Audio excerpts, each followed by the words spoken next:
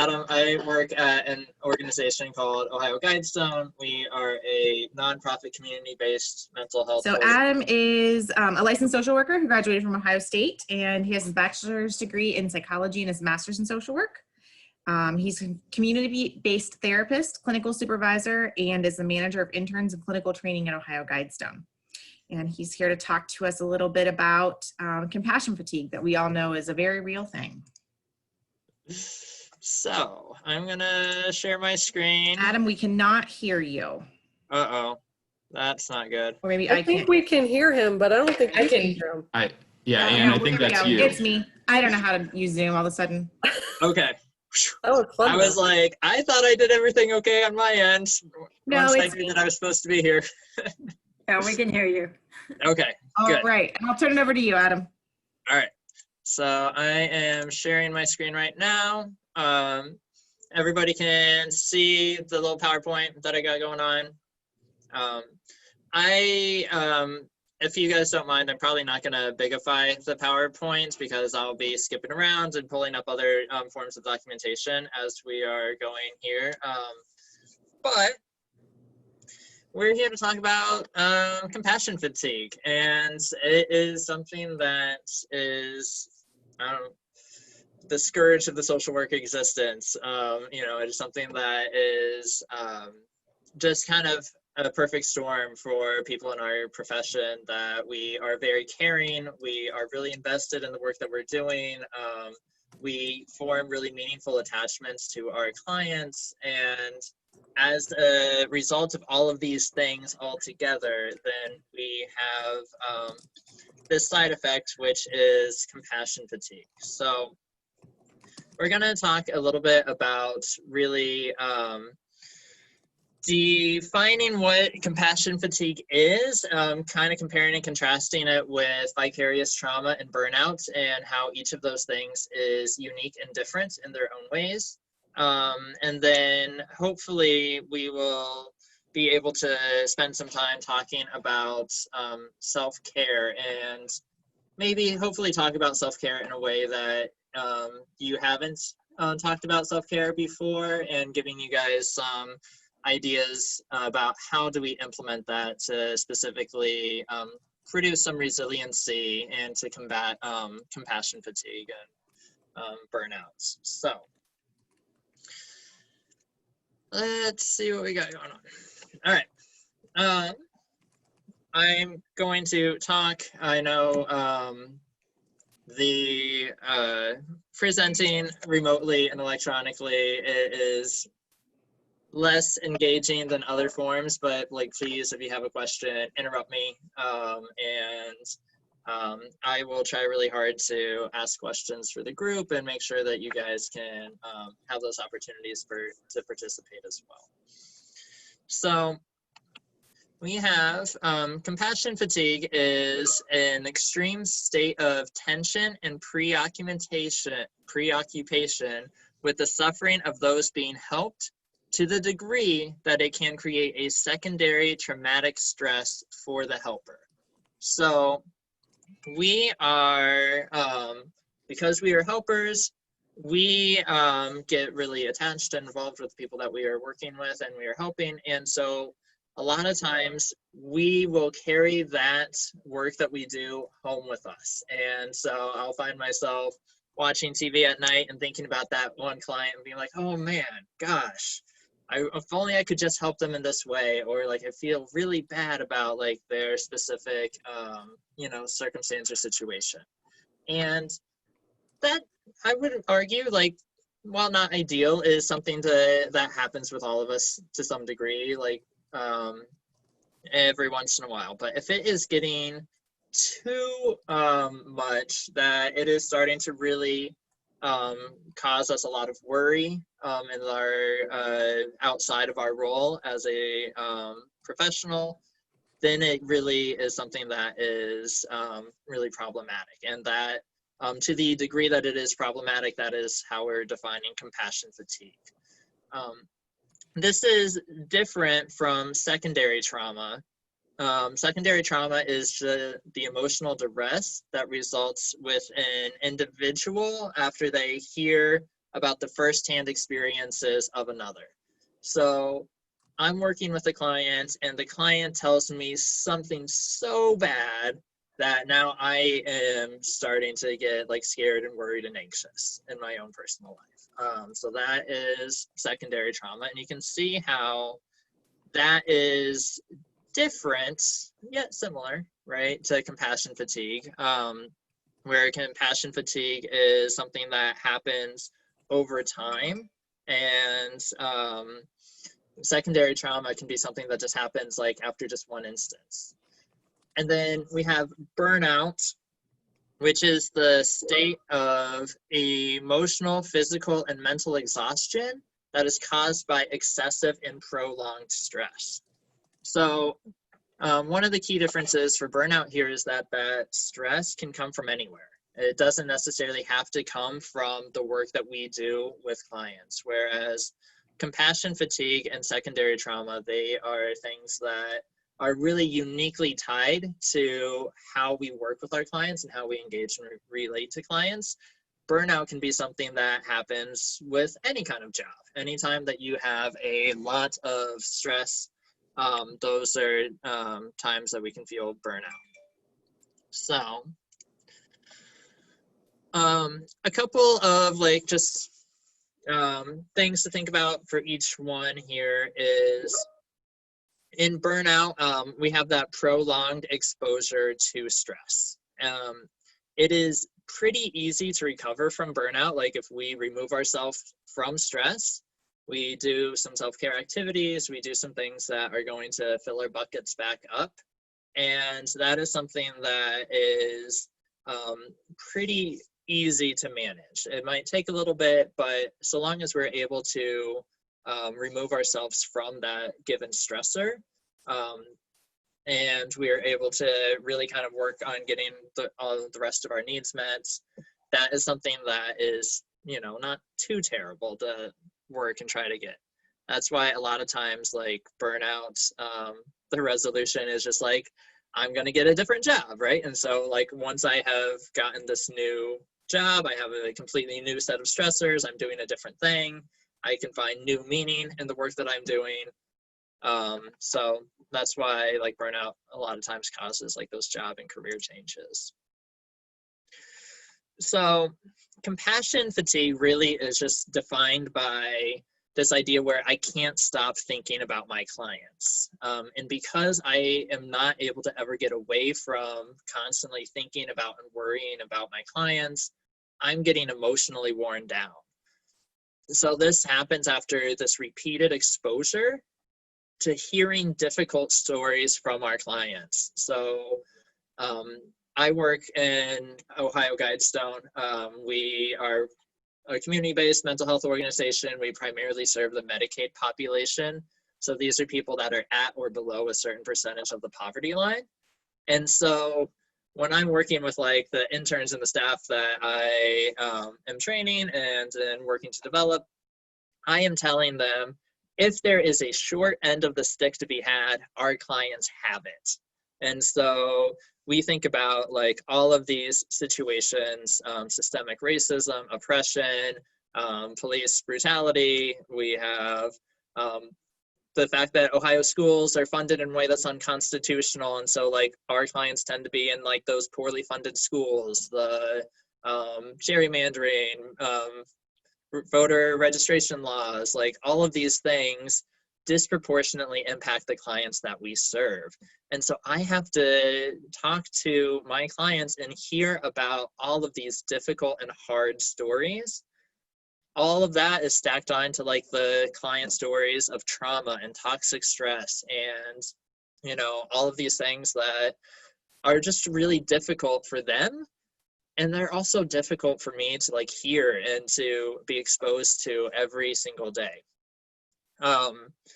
That kind of exposure tends to create symptoms in the carer, the caring professional, that will mirror PTSD.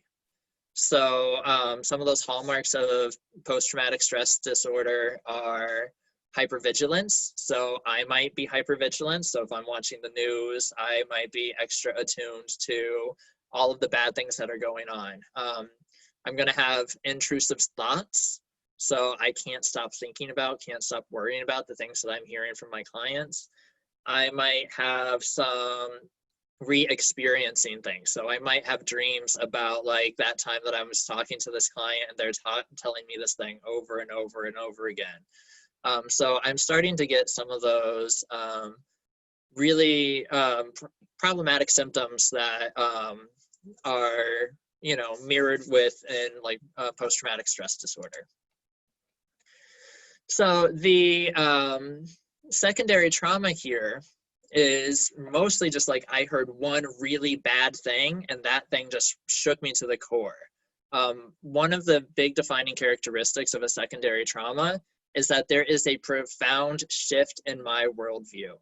So if I heard a client talk about how they witnessed a murder in their street, and now I am like, oh, I didn't know like that was a thing that happens, or like violence in Columbus is that bad. I'm wondering if when I go outside of my house, if I could witness a murder too, right? And that is causing that shift in my worldview where I thought like my community was safe and I wasn't going to have to experience like those kind of things. And now like that shift from I am not going to have to experience these things and I'm safe to now that I'm viewing the world as something that is maybe more dangerous or I am less safe in a way that I was before.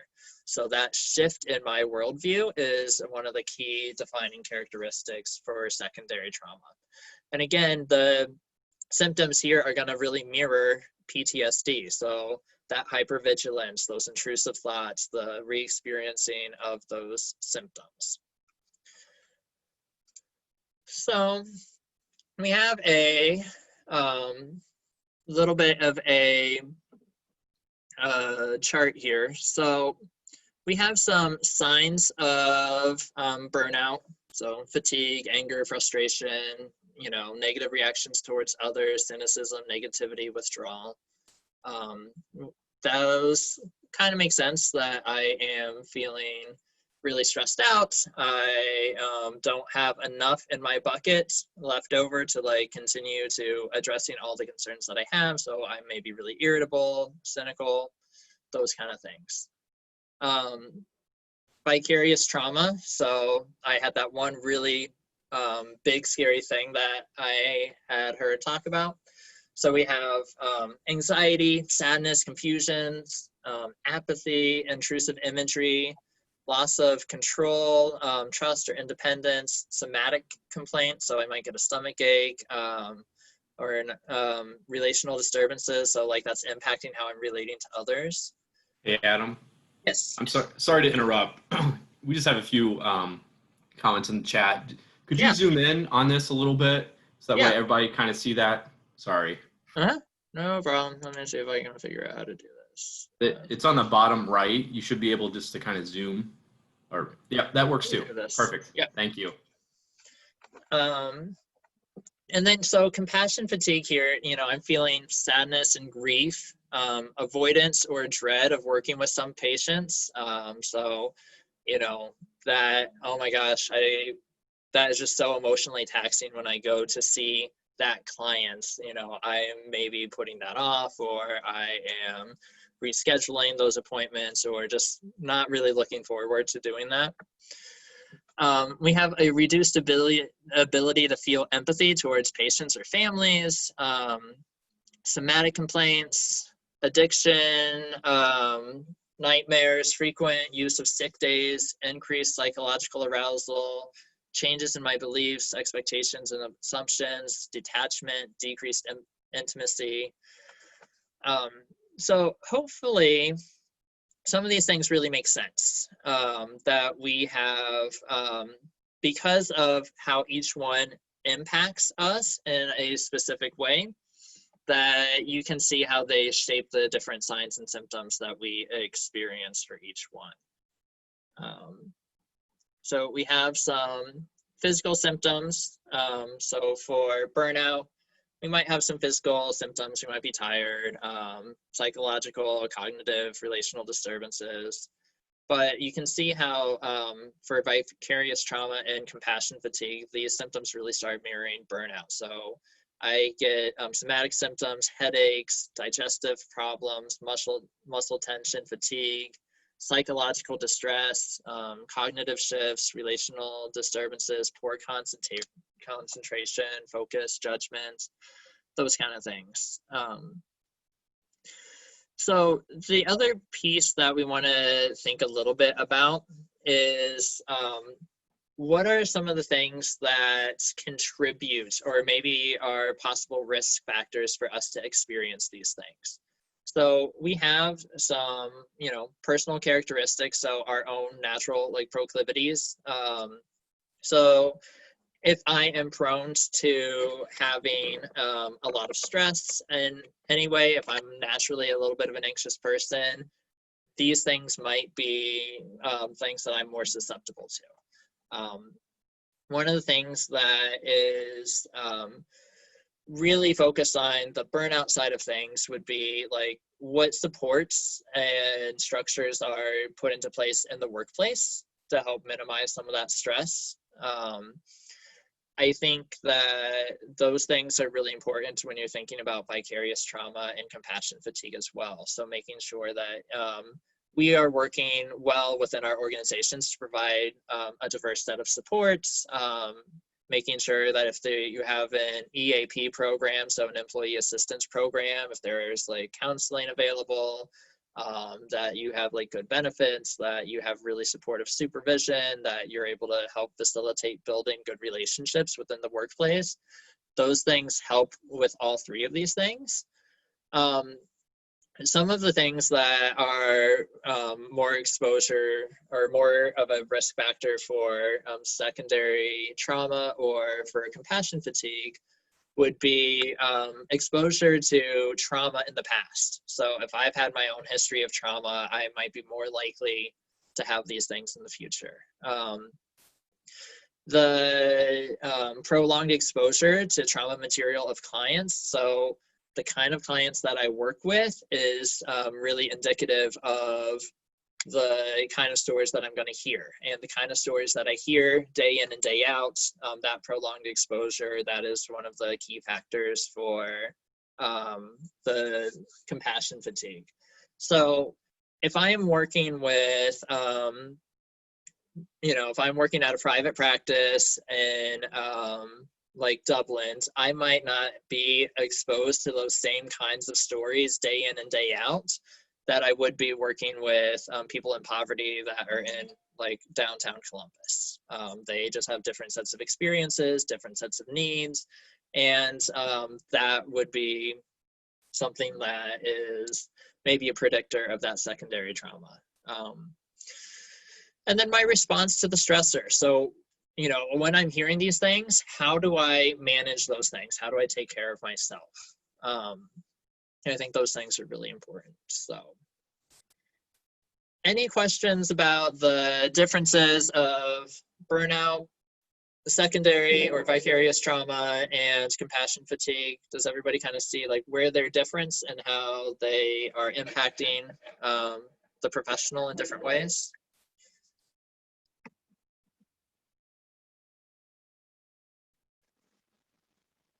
Cool. All right. So now that we kind of know what they are, I kind of want us to spend some time about what do we do about it. I think one of the biggest things that is really helpful and important for us as professionals is that we need to be really cognizant and just mindful of where are we at and spending some time to be self-reflective.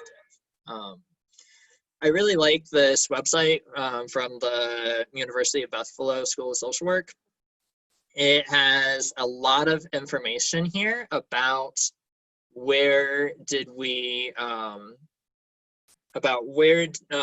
can we evaluate ourselves? What kind of things do we need to think about? And it has a lot of those assessments. So we have a whole section here about different kinds of assessments that we can use to help monitor and track our vicarious trauma, our secondary trauma, our burnout, our compassion fatigue, our compassion and satisfaction. So I know that you guys started working on filling out an example of one of these things. What were some of your thoughts or reactions as you were looking that over?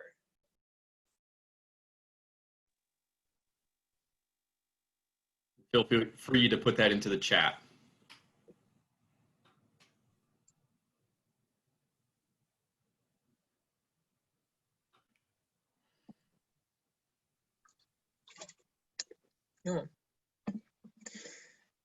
I do think that figuring out a way to help be mindful about some of the work that you're doing and like how you are responding to that kind of work is a really good indicator of just giving you some of those early warning signs and just things to be thinking about.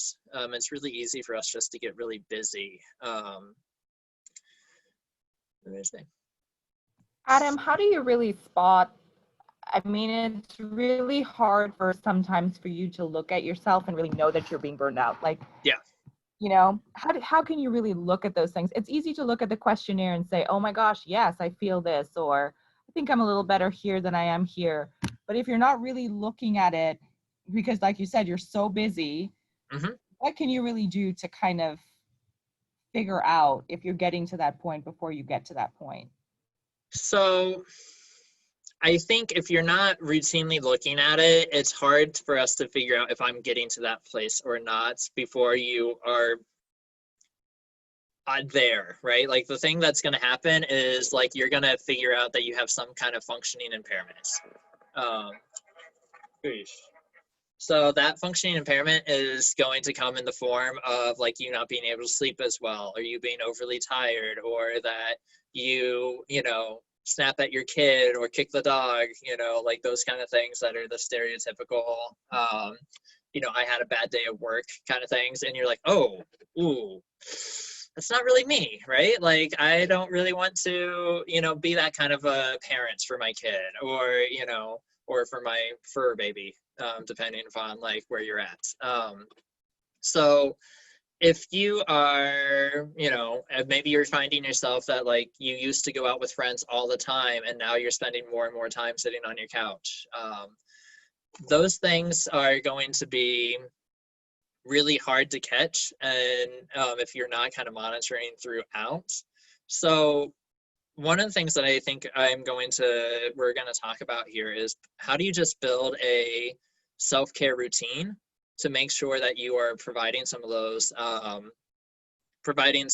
protective factors to maybe safeguard about that stuff, since it is going to be hard to notice.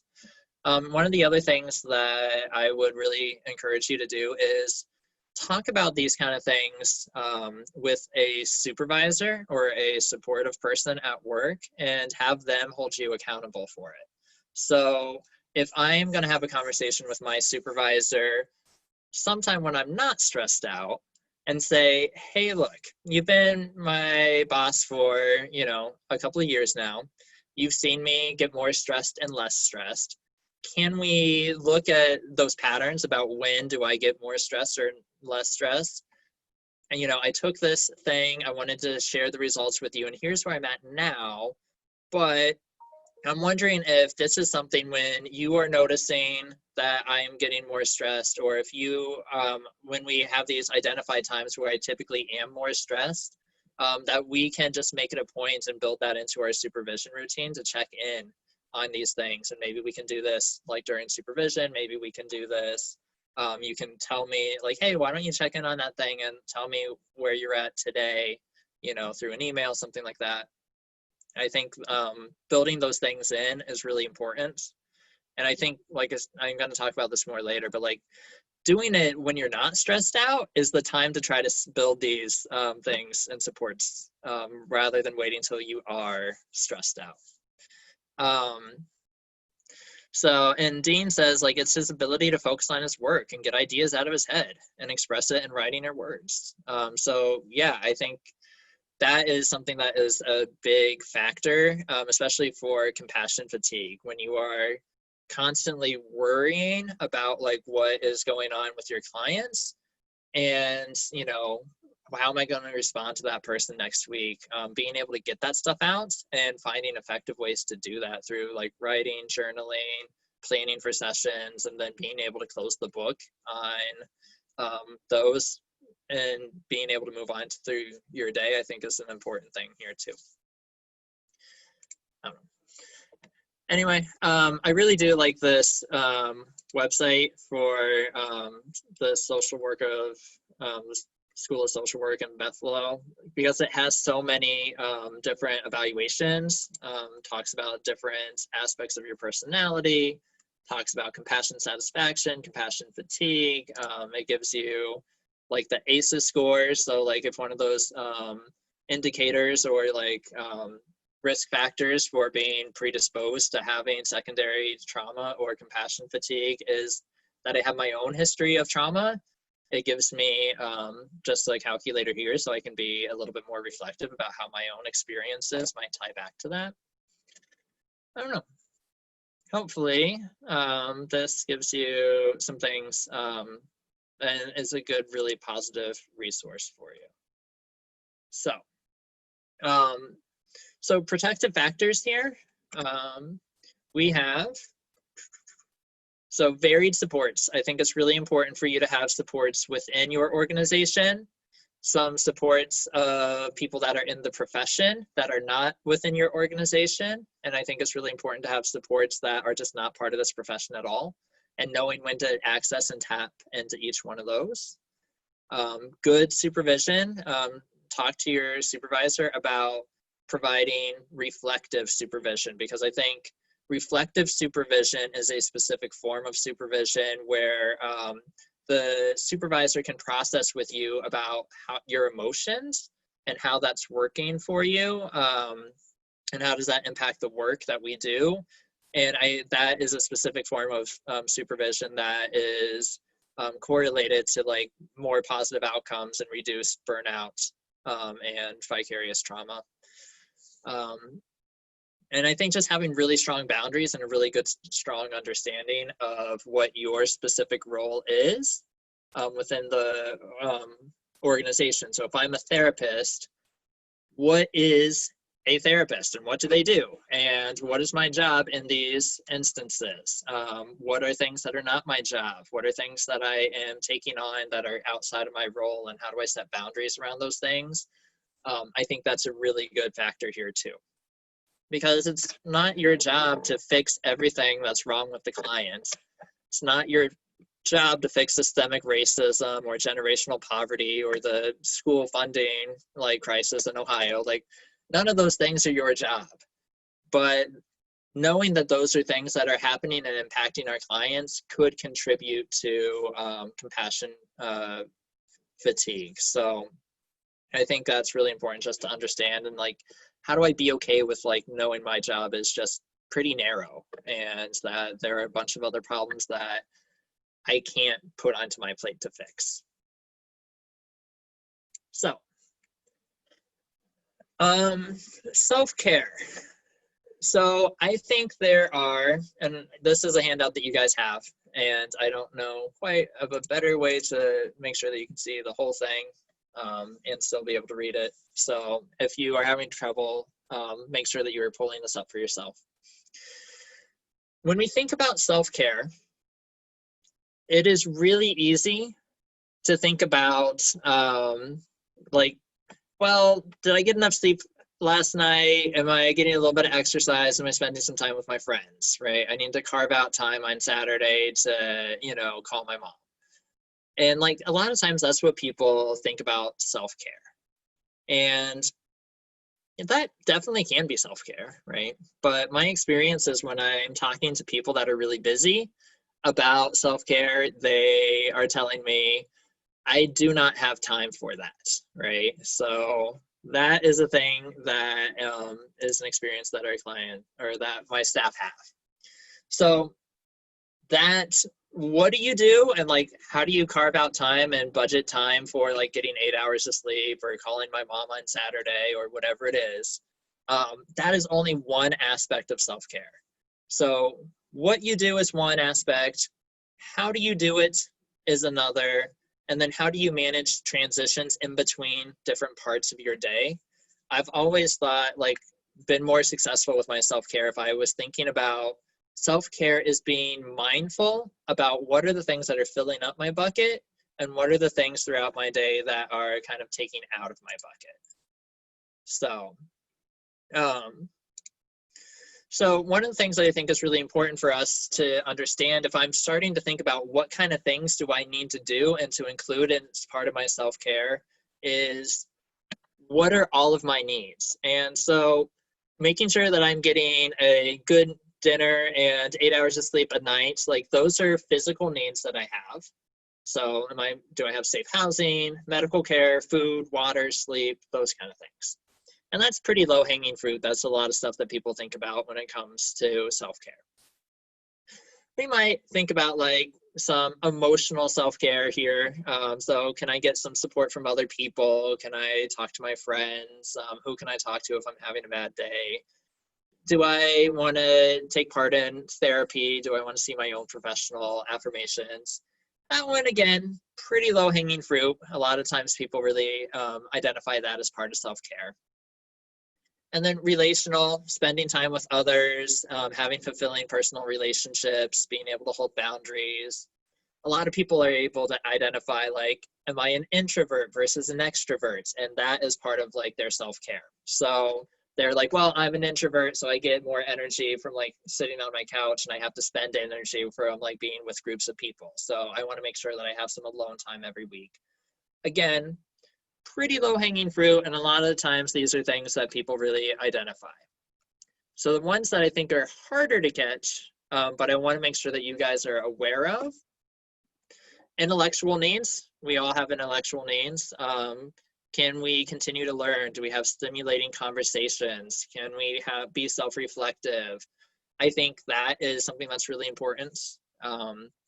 By combining like our intellectual and emotional needs, we are creating a positive framework through which we experience the world. And I think that's really important here. Humor and play, like all mammals play.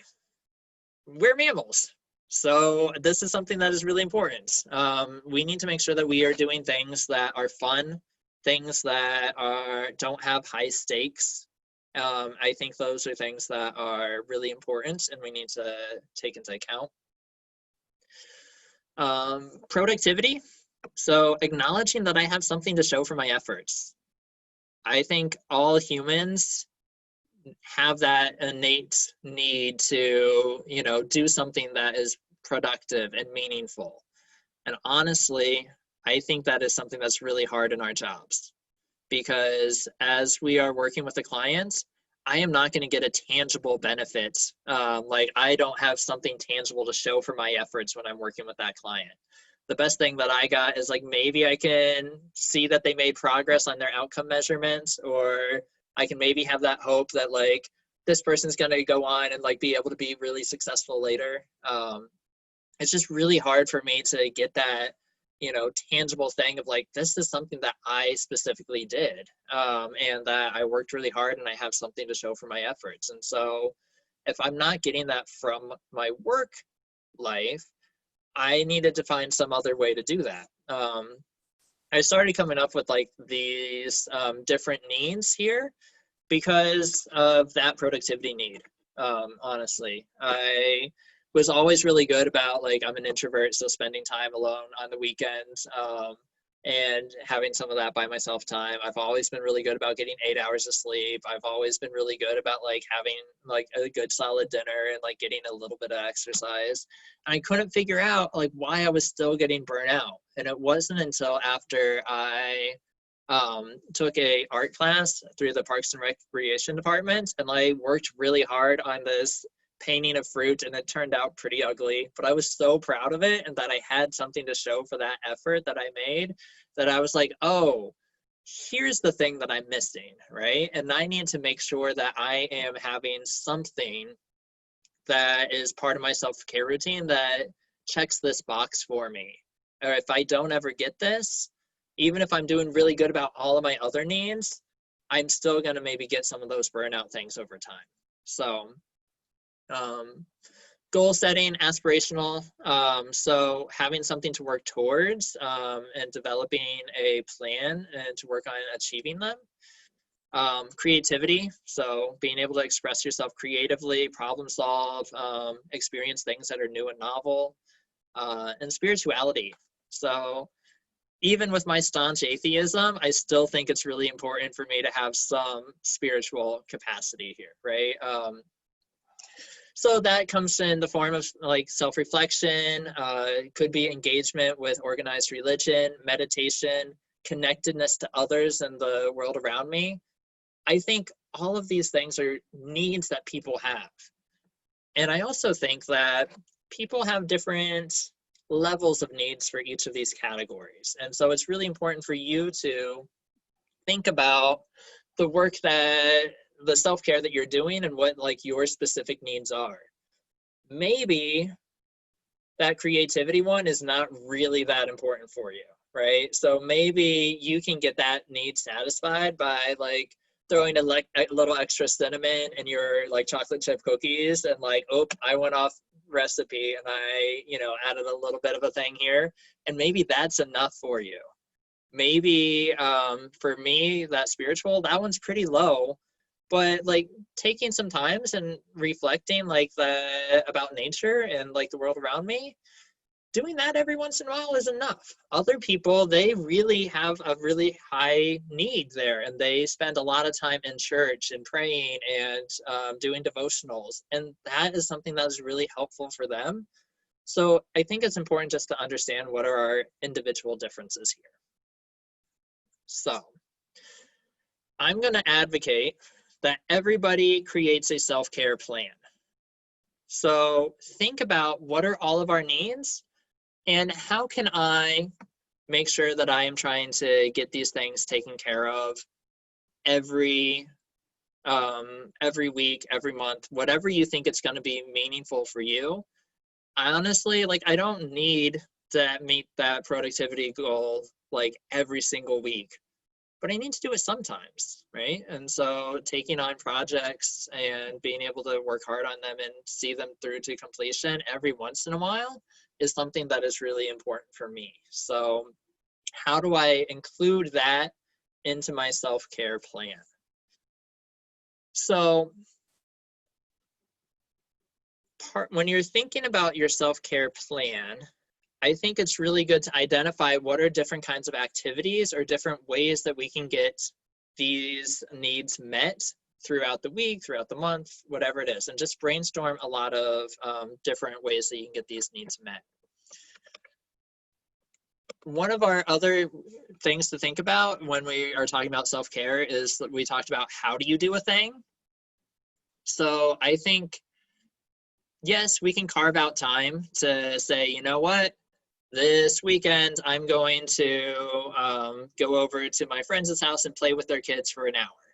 And I can get that humor and play need taken care of. That's one thing that I can do. But the other thing is I can do is like, how do I, like, maybe just in the course of my day, I might share a funny GIF with a coworker. And maybe that is something that is just fun and playful.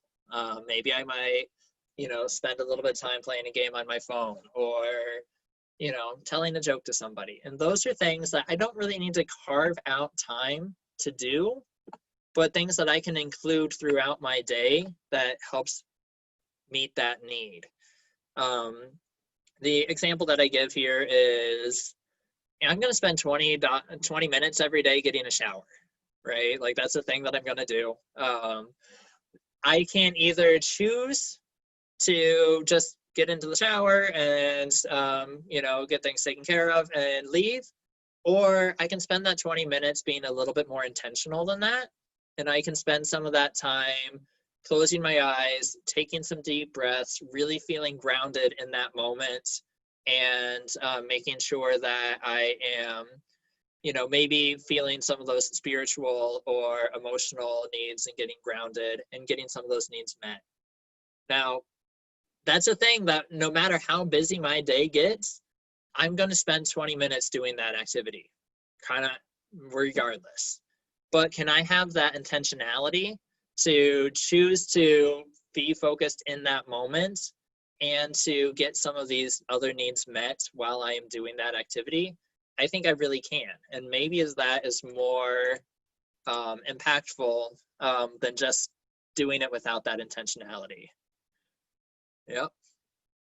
So yeah, I really like the idea of like using the call map. That's a really good one. So maybe while you are making dinner, you got to make dinner, but can you spend some of that time while you are making dinner listening to a calm app and taking some of the deep breaths and participating in that activity?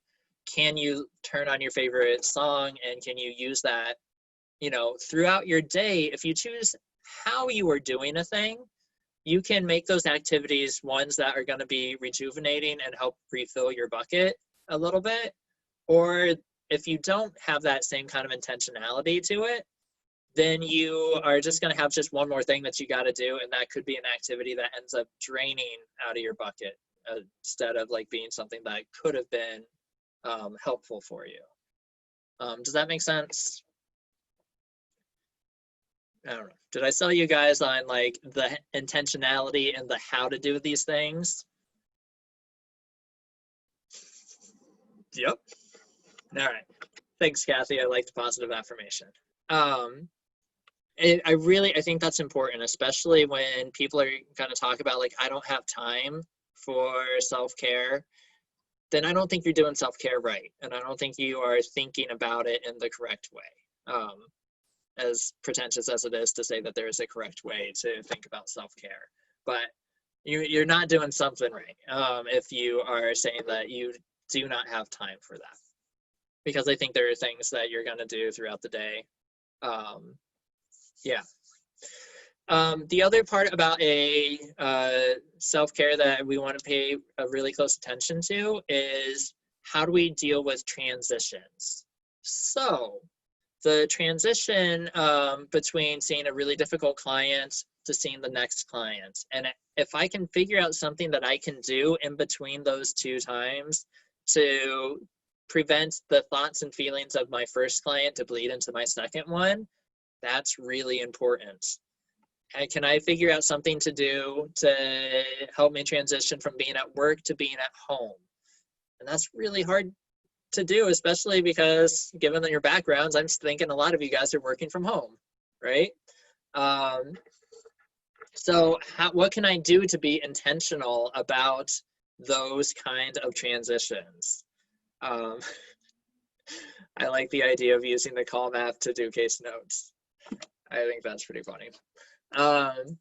So I think those are really important. So if I'm driving home from work, I'm going to spend that 15 minutes driving home, regardless of what I'm doing. So can I have some intentionality about how I'm spending that transition time? If I am working from home, I have a specific workspace that I'm only in when I'm doing work.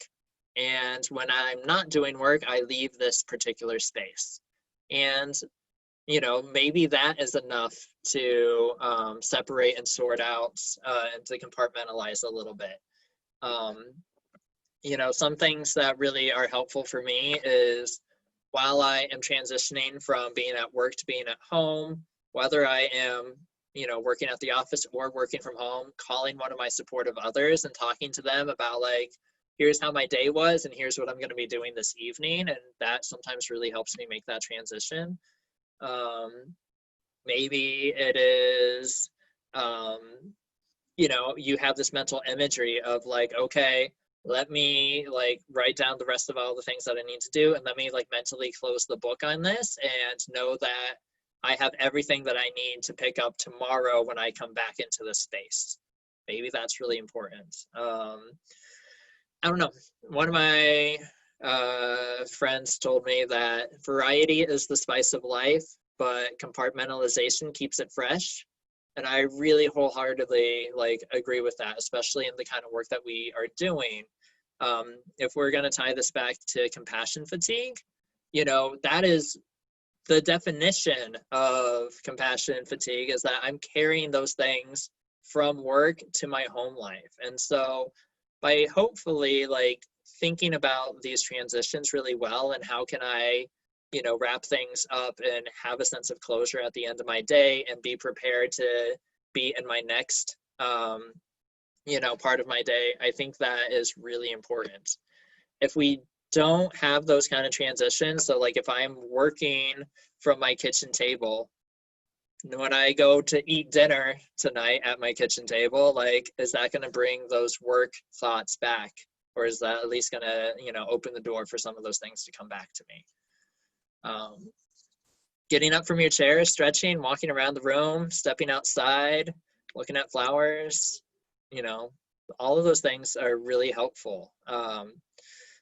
So if you are doing those things each day as part of your self-care routine, that's great. Maybe if you incorporate those things as part of your transition. So maybe it's like, I'm done with work for today. I'm going to go outside for a small walk and then come back. I think those things are really meaningful. So yeah, I think that's a lot of what I had. I know I went a little fast because I started late, but that was, I think we got through about most of the things that I wanted to talk about. Do you guys have any questions or any ideas about how we can put these things into practice? Do you have any suggestions, on doing some self-talk maybe for people that, you said it's not your job to fix all those other things, Yeah. but people feel like they have to fix it.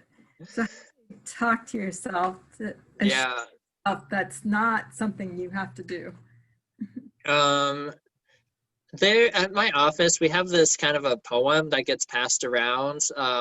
And as much as I have tried to find it like on the internet, I can't figure out where it is. But it talks about, I am not a fixer, right? And so I am there to listen and to be compassionate. I'm there not to carry this weight for them. I am there to help them resolve these issues on their own. I am not there to fix them for them, right? I am a person that does this, but I am not a person that does that. And I think that for me, like having some of those affirmations about what my role is and really understanding and trying to be okay with that, I think is really helpful. We also have like that story of like, there are a bunch of starfish that washed up on the beach, and there's a little kid that tosses one back into the ocean, and there's an adult that says like, hey, why are you even trying? Like, you can't save all of these starfishes. Like, what are you gonna do? And this is just throwing that one back is small and insignificant. And the kid's like, well, but it matters to that one fish, right? So even if I can't fix everything, right? Even if the work that I'm doing with an individual client feels insignificant in the large part, it still matters and it still is important for that individual. So I think like that combination of like recognizing and seeing the value in the work that you are doing, like within that very small window, but also like really having some of those affirmations about like, hey, this is really what my job is, and what my role is, and why each of those things is really important. To be a fixer, or to not be a fixer, but somebody that can help them fix their own problems. Like, why is that important? Why is that valuable? Rather than just somebody that can wave a magic wand and fix all of their issues for them. Right. Does that help? Yes, thank you very much, Adam. Yeah. The last thing that I think I want to throw in here is we talked about making a self-care plan. Make an emergency self-care plan. Like, do that when you're not stressed out, because if my emergency self-care plan is to eat a frozen Snickers in my freezer, it's not going to do me any good if I haven't planned ahead of time to like make sure that my freezer is stocked with a frozen Snickers or two. So I think doing that work ahead of time is really helpful for us. All right. I think I was supposed to be done at 2:15, right? Yeah, just a little bit over, but that's perfectly fine. So Adam, if you wouldn't mind maybe just sticking on just for a few more minutes, if Yeah. we have some extra questions. Yeah. At this point in time, I think we'll kind of end this session. The next session is scheduled for 2:30, and that one will be with Willie Jones. So please feel free to, again, as we were talking about self-care, maybe even stand up, stretch your legs, those kind of things as well. So how apropos. So, all right. Thank you.